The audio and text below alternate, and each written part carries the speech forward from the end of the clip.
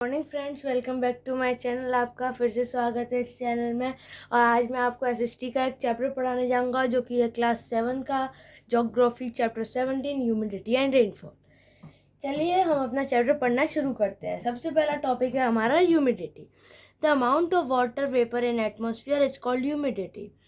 It is temperature that control the amount of humidity. Higher temperature cause more evaporation and thus greater humidity. मतलब water vapour जो होता है, मतलब stream, जो कि स्ट्रीम को हम एटमॉस्फेयर में जो स्ट्रीम होता है, वाटर वेपर होता है, उसको हम ह्यूमिडिटी भी कहते हैं। और ये जो होता है, मतलब ह्यूमिडिटी कंट्रोल करता है कि टेम्परेचर के हिसाब से, जैसे कि ज़्यादा टेम्परेचर होगा तो ज़्यादा ह्यूमिडिटी होगी, जैसे कम टेम्परेचर होगा तो कम ह्यूमिडिटी होगी। The three process through which water enter the atmosphere and return to the earth are evaporation, condensation and precipitation. 3 process होते हैं जो कि बारिश होने के लिए होते हैं, मतलब एटमॉस्फेयर में पानी वापस आने के लिए होते हैं। वो 3 होते हैं। एवेपोरेशन, जो कि अभी था इसमें, वाटर वेपर एक एवेपोरेशन है, कंडेंसेशन, प्रेसिपिटेशन। सबसे पहले हम पढ़ेंगे एवेपोरेशन के बारे में। Evaporation is the changing of water into water vapour due to heating. अगर पानी को हम गर्म करते हैं प्रैक्टिकली तो फिर वो स्ट्रीम बन के ऊपर उड़ जाता है। तो बिल्कुल सेम ऐसा ही अर्थ में होता है, जैसे कि स्ट्रीम बन के उड़ रहा है पर वो थोड़ा सा ज़्यादा होता है।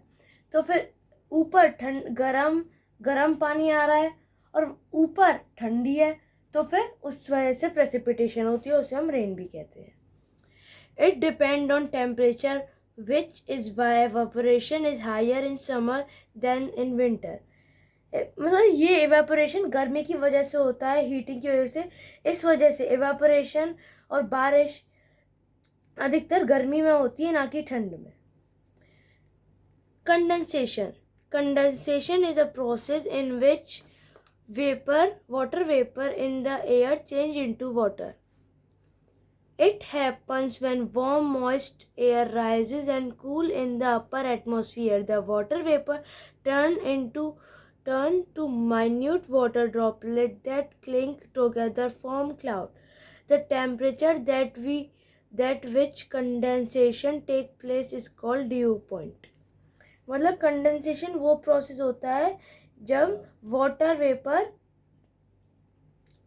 गरम वाटर वेपर जब पानी में चेंज होते हैं, बहुत छोटे छोटे ड्रॉपलेट, जैसे रेन होती है जितने छोटे ड्रॉपलेट होते हैं उतने ही वो एक क्लाउड के अंदर बन जाते हैं। मतलब क्लाउड के थ्रू, जैसे क्लाउड अगर एक दूसरे से टकराते हैं तो ही बारिश होती है, जैसे कि क्लाउड बन जाएंगे वो हैवी, तो फिर प्रेसिपिटेशन में हमारा होता है।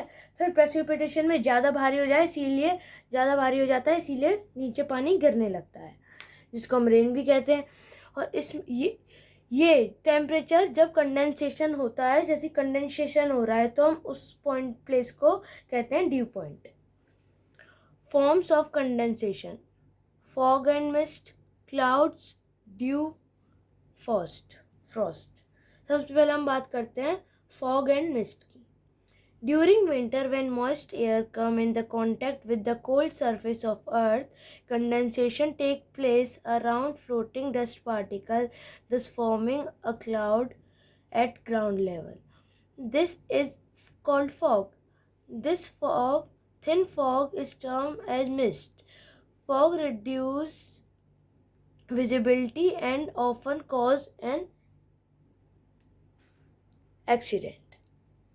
इसका मतलब फॉग, आप जानते ही हैं, फॉग लग जाता है, धुआं होता है सामने, जैसे पॉल्यूशन हो जाता है, जैसा धुआं होता है वैसे ही होता है, बस वो पॉल्यूशन नहीं होता। फॉग एकदम उससे दिखता नहीं है और उसके चांस रहते हैं एक्सीडेंट होने की उसमें. विंटर में जो मॉइस्ट होता है एयर, वो जब कांटेक्ट में आते हैं कोल्ड सरफेस के, तो फिर बारिश होती है, कंडेंस होता है, मतलब डस्ट पार्टिकल हो जाते हैं. सबसे पहले कंडेंसेशन में डस्ट पार्टिकल जो कि ग्राउंड के पास आते हैं, तो फिर डस्ट पार्टिकल फॉग बना लेते हैं, उसको हम फॉग कहते हैं. और जो पतला फॉग होता है उसे हम कहते हैं मिस्ट. और फॉग मतलब आर पार देखने में थोड़ा सा टफ होता है, पास जाके ही हम किसी चीज़ को देख पाते हैं, नहीं तो दूर से मुश्किल रहता है फॉग में। ये कॉज होता है एक्सीडेंट का, कभी कभार एक्सीडेंट इसमें होने के ज़्यादा चांस रहते हैं। हमारा सेकंड पॉइंट है clouds. Clouds are formed in the same way as fog and mist, but in the upper atmosphere. मतलब क्लाउड बिल्कुल सेम फॉर्म होते हैं फॉग और मिस्ट की तरह, पर वो और एटमॉस्फेयर के ऊपर होते हैं। चलिए हम पढ़ते हैं due. Due form in cold winter night और अर्ली मॉर्निंग। ड्यू, आप देखते होंगे ग्रास के ऊपर ड्यू लगी होती है, गीली गीली सी ग्रास होती है, आपको अच्छी लगती होगी। सुबह सुबह कोल्ड विंटर, और मतलब सुबह सुबह होती है या फिर रात को, ठंडी रात को। When moist air come in contact with the cold ground surface, मतलब moist मतलब जिसमें पसीना होता, moist मतलब जहाँ पसीने वाला, जैसे कि वो ग्रास के कांटेक्ट में आता है तो फिर वो उसके ऊपर ड्यू लग जाती है। Water vapour and condense into water which see in the leaves, plant, grass, इन छोटी ड्रॉपलेट्स को हम ड्यू कहते हैं। अब हम बात करते हैं फ्रॉस्ट की।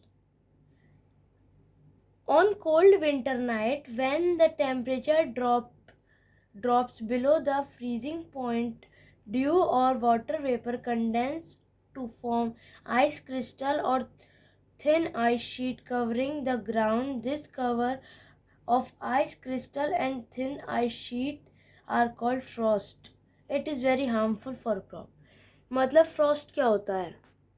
इसका मतलब जो कि रात को जब टेम्परेचर बहुत कम हो जाता है, फ्रीजिंग पॉइंट से भी कम, और जो ड्यू होती है और वाटर वेपर जब नीचे आने लगते हैं, आइस, छोटी छोटी आइस के पार्टिकल्स जब ज़मीन के पास आते हैं वो लगते हैं क्रॉप्स के ऊपर, और क्रॉप्स के लिए वो बहुत हार्मफुल होता है, और इसको हम फ्रॉस्ट कहते हैं। अब हम बात करते हैं प्रेसिपिटेशन की।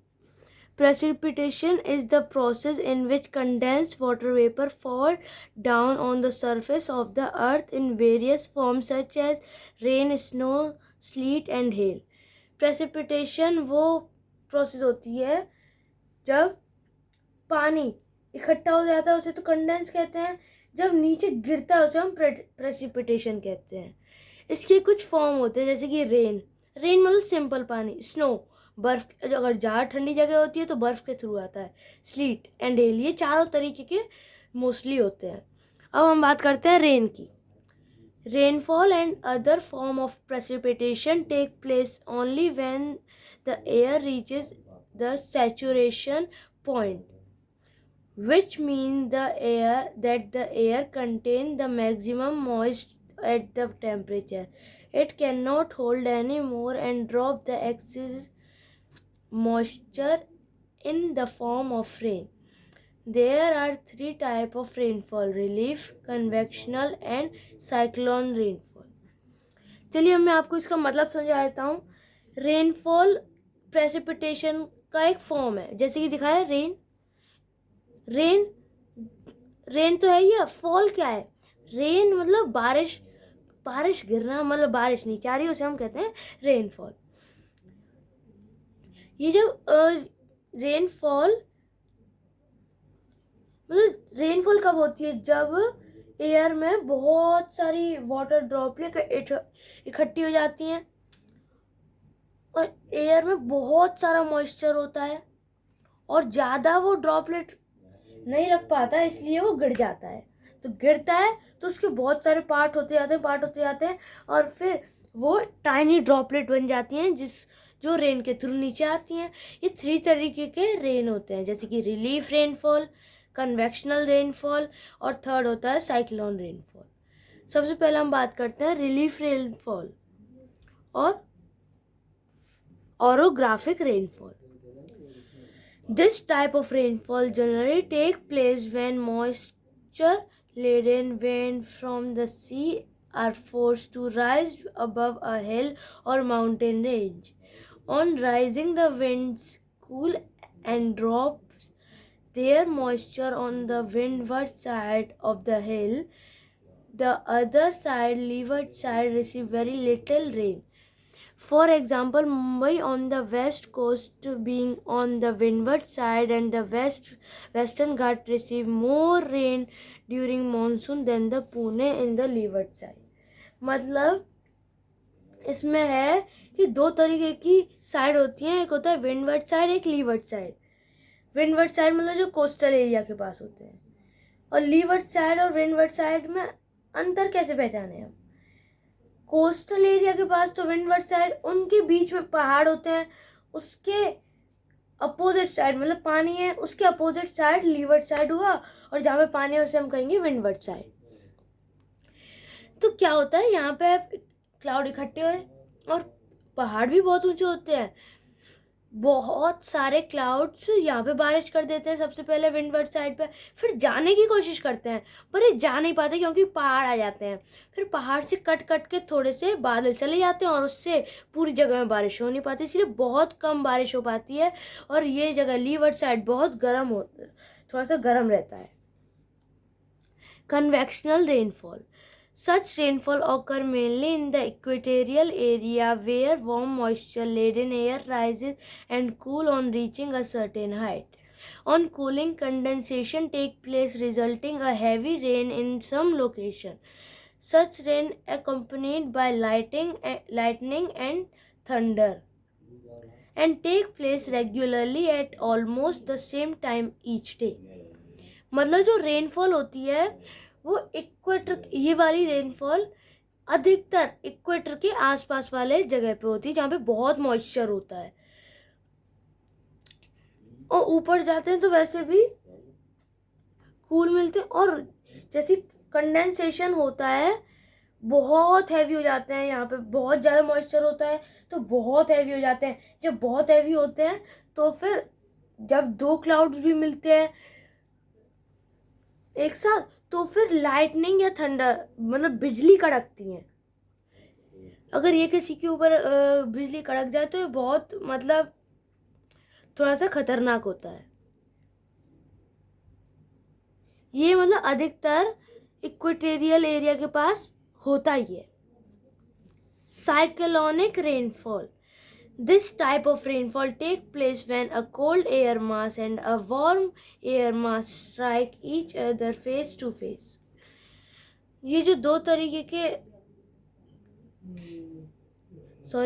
This type of rainfall take place when a cold air mass, मतलब ये वाले जो होते हैं जब ठंडी एयर होती है और गर्म एयर होती है, जब होते हैं आमने सामने.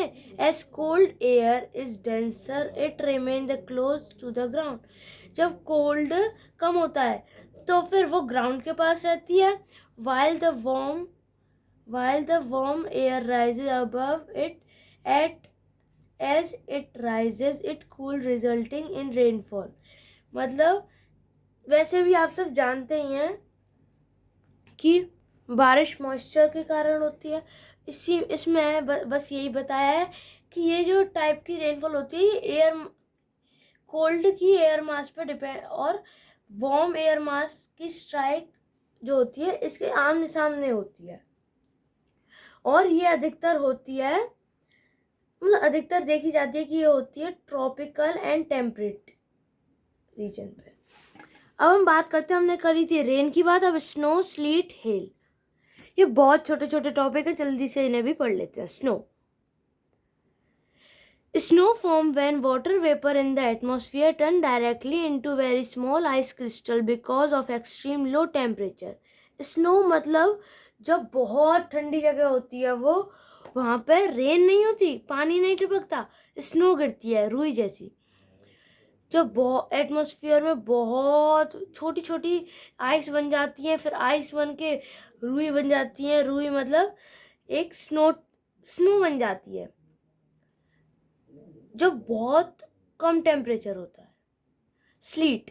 अब हम बात करते हैं स्लीट की. This form of precipitation is a combination of snowflakes and rain falling together.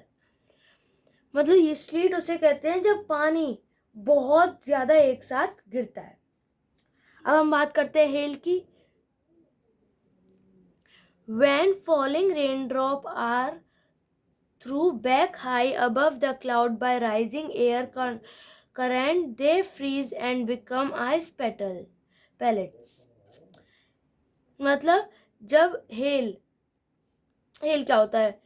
Hello वो होता है जब उसकी ड्रॉपलेट गिरती हैं ऊपर से, तो फिर वो आइस पैलेट मतलब आइस के मतलब आइस बन जाती है। तो वो आइस के प्रोसेस में नीचे गिरती है। Layer of ice form around the pellets, giving them an onion-like pattern. When these pellets become heavy, these fall down as hailstones. मतलब हेल अब मैं बताता हूँ हेल क्या होता है। हेल होता है जब ज़्यादा कोई जगह ठंडी है, ठंडी नहीं, ऊपर ठंडी ज़्यादा है, मतलब ज़्यादा मॉइस्चर और ज़्यादा ठंड से मिल गई, तो फिर कभी कभार जैसे कि स्नो बनता है, स्लीट बनता है, इसी की तरीके से हेल भी बनता है, मतलब आइस ऑनियन शेप में एक आइस तरीके का बन जाता है और वही नीचे गिरता है ज़मीन पे, जिसको हम कहते हैं hello stone. Thank you guys. तो हमारे इस वीडियो में बस यही। अगर आपको मेरी वीडियो पसंद आई हो तो प्लीज़ मेरी इस वीडियो को लाइक, शेयर और मेरे चैनल को सब्सक्राइब करना ना भूलिए, और कमेंट करके बताइए आपको मेरी वीडियो कैसी लगी। Thank you. और मैं ज्योग्राफी की ऐसी वीडियो फिर और भी डालूँगा, देखते रहिए। Thank you.